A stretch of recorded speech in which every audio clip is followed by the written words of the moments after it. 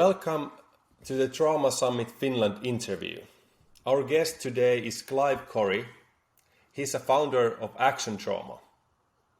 Action Trauma is a not-for-profit organization dedicated to changing lives for the better by promoting awareness of trauma and trauma recovery throughout the world. Action Trauma is also organizing the virtual Trauma Recovery Summit, which brings together world's leading experts in the field of trauma and trauma recovery. This year's summit is taking place on 21st of June. Welcome, Clive, to a Trauma Summit Finland. Thank you very much, Rami. It is both a pleasure, a privilege and an honour to be able to speak to you and all of your viewers today.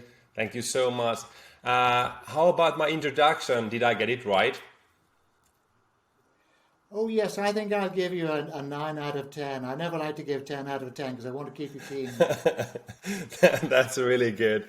How are you? I'm very well, thank you. And it's great to be able to say that in this COVID rampant world that we're in. I've had my second vaccination, and we in Ireland, Northern Ireland in particular, are easing restrictions. The south of Ireland are a little bit behind in that, and they're not quite there yet.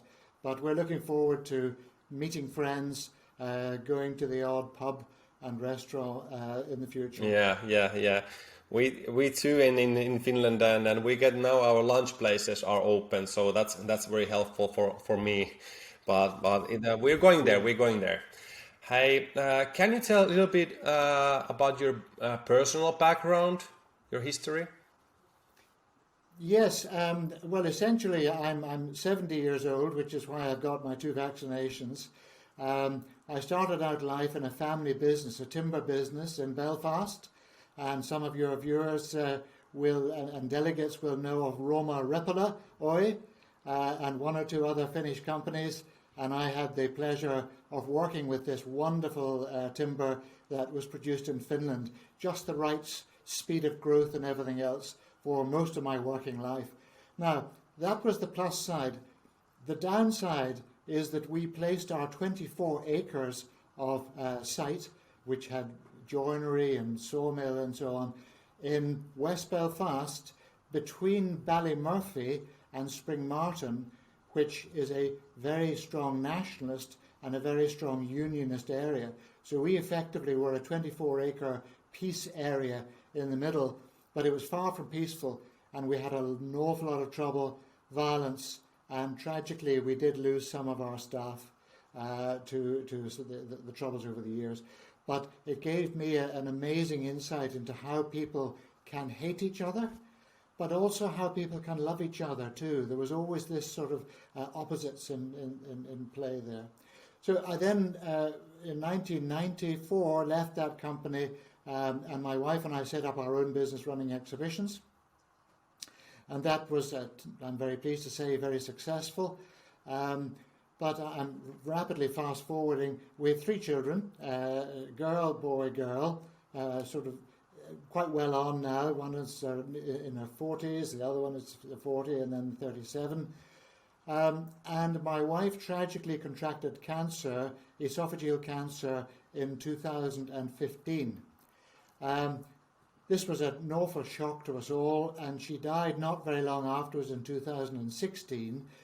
But during the time of looking after her and everything else, it came to my attention that illness like cancer can be caused by stress.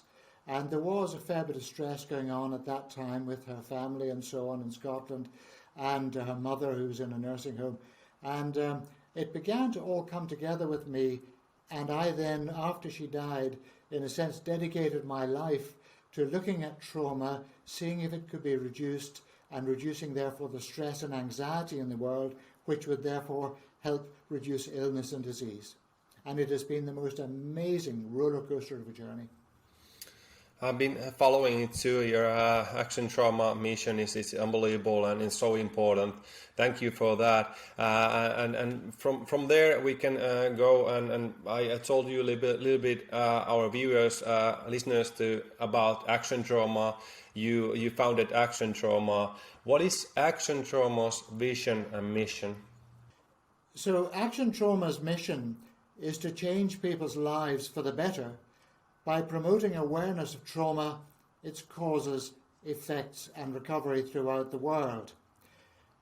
Our vision is a world where people stop hurting themselves and others because of trauma and other adverse experiences. Because trauma is not an illness.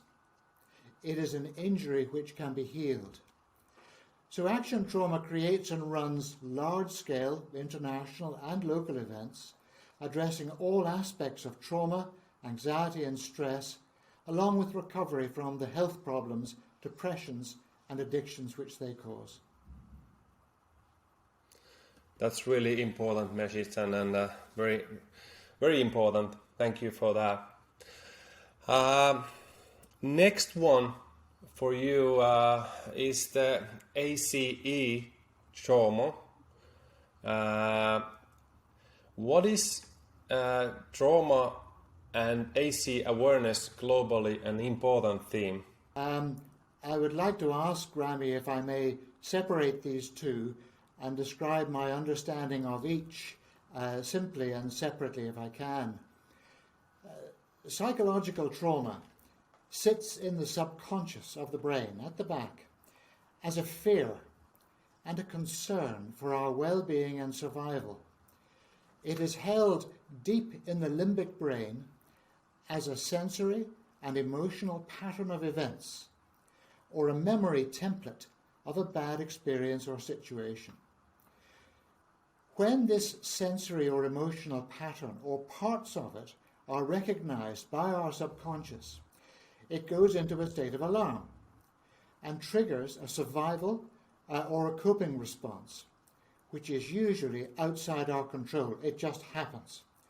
Increased heart rate, sweating, shaking, short breath, all the senses and muscles move rapidly into a state of high alert. So traumas can be simple or complex, mild or severe. They can lead to addictions and suicide, illness, disease, stress and depression. And about 1,000 million people in the world suffer from trauma. It's a huge, mostly unrecognized global pandemic. Now, ACEs, which you mentioned, which is ACE as an acronym, or adverse childhood experiences. Now, those are cases of severe trauma in childhood. The famous American ACEs study in the 1990s showed, looking at thousands of people as an example, how this leads to serious illness in later life and shorter life expectancy. The effect was not only predictable, but very widespread. And this is why trauma and ACE awareness are globally important. The healing and resolution of trauma and its effects will transform broken lives, reduce the need for medication, help prevent addictions and suicides, reduce illnesses, diseases, disorders, stress, depression and anxiety, and reduce numbers in our jails and mental health institutions. And they'll stop people hurting and killing themselves and one another. Diagnoses will be reduced, prognoses greatly improved, and many people will simply feel better. How is trauma-responsive or trauma-informed movement making progress in Ireland? Well, Rami, your question uses the very words which describe what needs to be done and what is being done to improve lives in Ireland. Everything to do with education, health and well-being should be firstly trauma-informed and secondly trauma-responsive. This starts in schools, but it must be rolled out to the health services, first responders and all groups involved in physical and mental health. And that could include yoga and dance classes. There is much to be done, and we've only just started. But for example, a teacher needs to know that the child acting up in class could well have some trauma from home, perhaps some marital dispute, maybe abuse or whatever, which has caused that to happen. And anger and rage are just one or two manifestations of what trauma can do. What about globally? Where are we now in the trauma responsive and trauma informed movement? Could you say that again, sorry?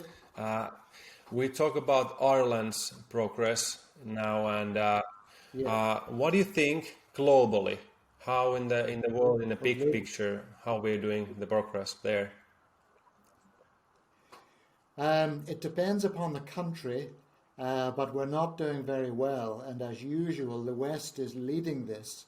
So America probably is probably the leading country in terms of the number of individuals within it who are trauma informed, trauma trained and able to roll it out. Then I think probably Australia is doing very, very well. New Zealand too. Europe is lagging a bit behind. The UK is coming on well. Individual countries vary. Southern Ireland, I'm treating it separately from the north in terms of trauma. Southern Ireland has got some really good work going on. It depends. The government follow what I call the medical model. They tend to look at traditional ways of doing things. And that really has all changed.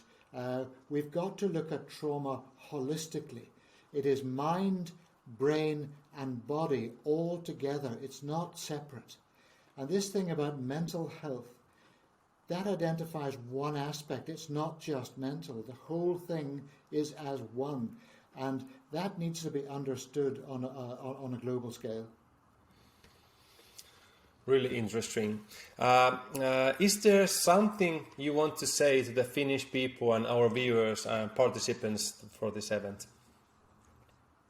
Yes, indeed.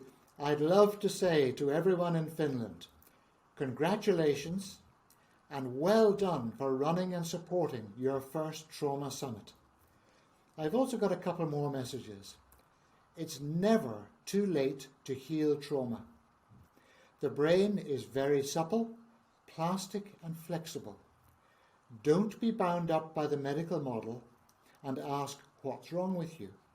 Instead, ask what happened to you. Beware of that medical model and diagnoses. There's a very interesting movement run by the British Psychological Society called Power, Threat, Meaning Framework. And that's worth Googling and looking at their website and reading books about them. And that takes psychiatric diagnosis to the cleaners, literally, and says you need to rethink the way we approach mental illnesses, as we call them. The other thing to say is never give up hope. Apply love, kindness, understanding, and compassion to people and to situations. Try not to be judgmental. Feel and experience life and its situations.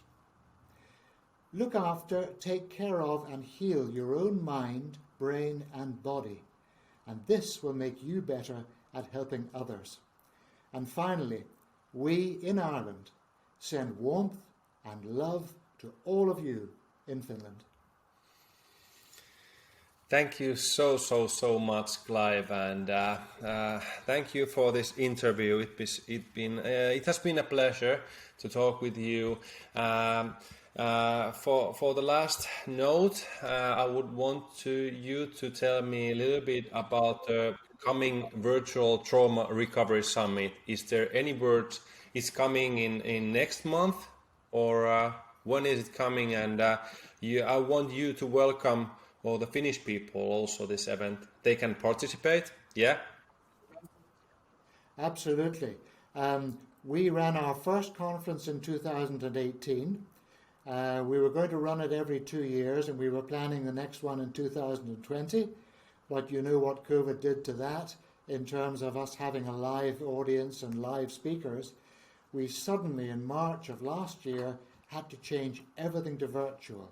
And it was wonderful to watch the speakers rally round, the delegates rally round, and we ended up with over 3,000 people watching and taking part in our last year's Trauma Summit. So we decided to run another one this year, and it is based on recovery. There is so much that can be done to help and improve and heal trauma, but people don't know what to do, and there is no single solution. There are lots of different ways of approaching it.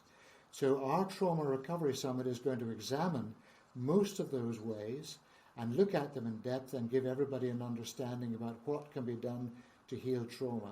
And we have over 25 speakers, we've got 10 workshops, we've got keynotes. It's over 3 days in June, the 21st to the 23rd of June. And we have the world's leading experts there, and we'll be hosting it from Titanic Belfast, this iconic structure in Belfast, down at the docks where the Titanic ship was built, and we will be actually there on the stages, on the reproduction staircase that's there, and we're going to be able to host it in a very exciting way over the 3 days. And that will be TraumaSummit.com, www.TraumaSummit.com, and you can book your tickets on that.